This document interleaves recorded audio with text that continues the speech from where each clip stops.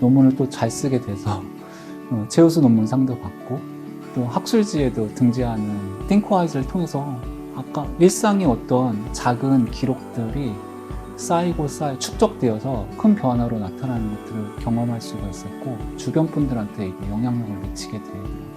가치 있는 삶이라는 거는 타인과 어떤 조직의 어떤 발전에 도움을 주는 것들이 가치 있는 삶이라고 좀 보여지고요. 그러니까 나는 공직을 위해서 내 온 마음을 다해서 한 적이 있었을까? 네, 저는 화성시청의 특례시 추진단에서 근무하는 특례시 추진팀장 권성민입니다. 화성시가 2025년 1월 1일이 되면은 특례시로 바뀝니다.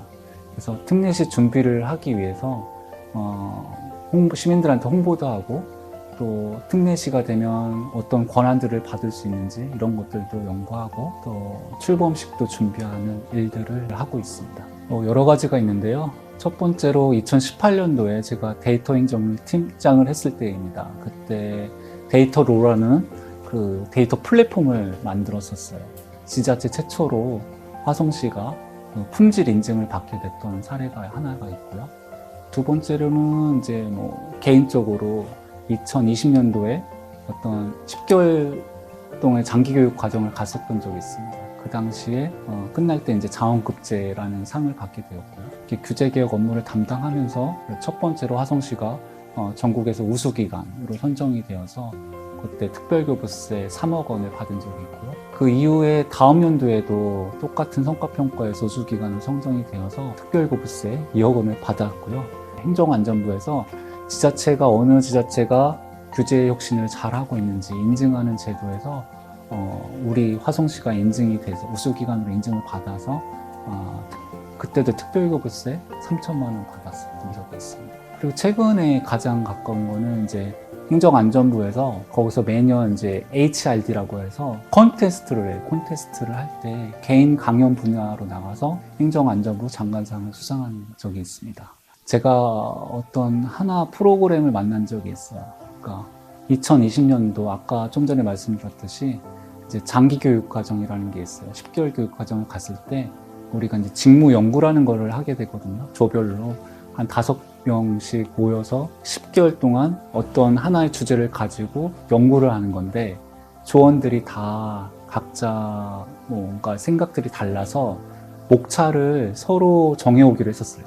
그 목차를 가지고 A, B, C, D, E 이렇게 5명이 목차를 정해왔는데 이거를 엑셀로 정리된 걸 딱 보는 순간 얘를 어떻게 공통된 것과 다른 것들을 어떻게 구분해낼 수 있을까라는 생각이 떠올랐었는데 그때 띵크와이즈가 우연히 떠올랐었어요. 그리고 나서 그 띵크와이즈를 유튜브를 통해서 많이 공부하고 팀원들과 그러니까 조원들과 교수님과 함께 이제 줌 회의를 통해서 목차를 정했었거든요. 근데 1개월 동안 우리가 목차를 정하지 못한 것들이 있었는데 줌 회의를 통해서 단 10분 만에 목차를 정할 수 있었습니다. 그 당시에 이제 같은 조원들이 다 놀란 거예요. 그걸 실시간으로 하게 되다 보니까 저런 프로그램을 사용하면 좋겠다는 생각들을 많이 저한테 피드백을 많이 줬었거든요.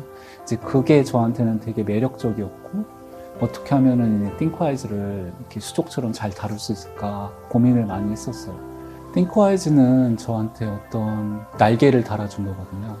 뭐냐 하면 저는 원래 기록하는 걸 좋아했었는데 기록을 여러 가지 다양한 그런 프로그램에다가 했었어요. 예를 들면은 네이버 메모장이라든지 아니면 에버노트, 구글 킵 이런 데다 기록은 하는데 기록한 거에만 이렇게 만족한 거였었어요.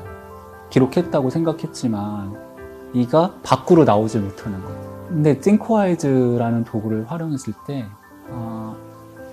밖에 있는 어떤 것들을 나한테 이제 읽은 것들을 집어넣고 내재화 시켜놓고 내재화되어 있는 것들을 밖으로 끄집어내는 것들이 되게 효과적이었던 것 같아요. 결국에는 이미지라는 것들이 내 시각화라는 것들이 나한테 되게 쉽게 다가온다. 인지할 수 있는 능력이 되게 쉽게 다가온다. 그래서 띵크와이즈가 구조와 시각화를 다 동시에 할 수 있기 때문에 그만큼 효과가 높습니다. 박이추라는 바리스타가 있거든요. 우리나라, 그러니까 강릉에 가면은 커피 거리가 있고 그 커피 거리를 만들게 된 첫 번째 1세대 바리스타가 박이추라는 분이세요. 이분의 삶이 되게 훌륭했었어요. 그 내용을 제가 어디선가 봤었거든요. 이분은 자기 기준이 되게 철저했고 커피를 내리는 순간에는 숨도 쉬지 않을 정도로 되게 철저했던 거죠. 그렇게 30몇 년 동안 하나의 일에 되게 집중하는 것들, 도대체 그거는 어떻게 나온 것일까라는 것들이 되게 저한테는 울림이 있었는데, 올해 2024년 6월 달에 카톡이 하나 있었어요. 세종의 다른 부처에서 근무하는 직원이에요. 이 친구가 저한테 카톡 온 거는 뭐냐면 자기 복직을 앞두고 있습니다. 근데 복직을 앞두고 강릉에 갔습니다. 근데 박이추라는 카페를 갔어요. 갔는데 그분의 인생을 봤더니 궁금해졌어요. 나는 공직 생활을 하면서 온 마음을 다한 순간이 언제였는지 궁금해졌고, 팀장님은 언제 그런 순간이 있었는지 궁금해합니다 라고 카톡을 받았었어요. 그 질문을 받았을 때 처음에는 답을 어떻게 해야 되지? 나는 공직을 해서 내 온 마음을 다해서 한 적이 있었을까? 있었나라는 생각과 더불어서 제가 아까 정리했던 박이추에 대한 선생님에 대한 이야기가, 싱크와이즈로 정리했던 이야기가 떠올랐었습니다. 그걸 읽고 나도 이분처럼 살려고 노력했었다. 그리고 그렇지만 잘 기억은 나지 않는다. 하지만 하루하루 되게 충실하게 살고 있다 라고 답을 한 적이 있습니다. 일단 사람이 자기의 어떤 패턴을 바꾸는 건 되게 힘든 것 같아요. 변화였던 것 같아요. 그러니까 첫 번째 작은 도전들이 반복됐었고, 그 도전들은 띵크와이즈라는 도구를 활용하면서부터 시작되었고, 그 뒤로 많은 강의들을 할 수가 있었고, 또 제가 대학원도 또 새롭게 들어가서 대학원 간 과정 속에서도 교수님들이 얘기하는 강의 내용들을 띵크와이즈로 정리하고 사람들한테 공유하고, 그런 단순하지만 일상의 어떤 반복들이 축적이 돼가지고 논문을 또 쓰게 됐고, 논문을 또 잘 쓰게 돼서 최우수 논문상도 받고 또 학술지에도 등재하는 수가 있었습니다. 근데 이런 막연한 꿈들이었거든요. 뭐냐면 난 그렇게 되고 싶다라고 생각은 하고 있었어요. 논문도 한번 써보고 싶었고 그랬었어요. 근데 될 줄은 몰랐었던 거죠. 그런 과정 속 그런 것들이 띵크와이즈를 통해서 아까 일상의 어떤 작은 기록들이 쌓이고 축적되어서 큰 변화로 나타나는 것들을 경험할 수가 있었고, 그게 나 혼자만 성장하는 게 아니고 주변 분들한테 이제 영향력을 미치게 되더라고요. 다른 마인드맵은 예를 들어서 컨셉맵 같은 경우에가 제가 본 적이 있는데, 걔는 되게 병렬 구조예요. 그러니까 계층 구조가 아니고 병렬 구조라서 뭔가 멋있긴 한데 눈에 안 들어와. 계층화되어 있는 것들이 우리 뇌에는 되게 최적화되어 있는 것 같아요. 모양은 좋은데, 모양은 좋아 보이지만 되게 변형되는데 되게 어려움들이 있다. 띵크와이즈는 마인드 프로세싱이라는 용어를 쓰더라고요. 한글로도 변환되고 뭐 PPT로도 변환되는 것들이 되게 수월하잖아요. 그리고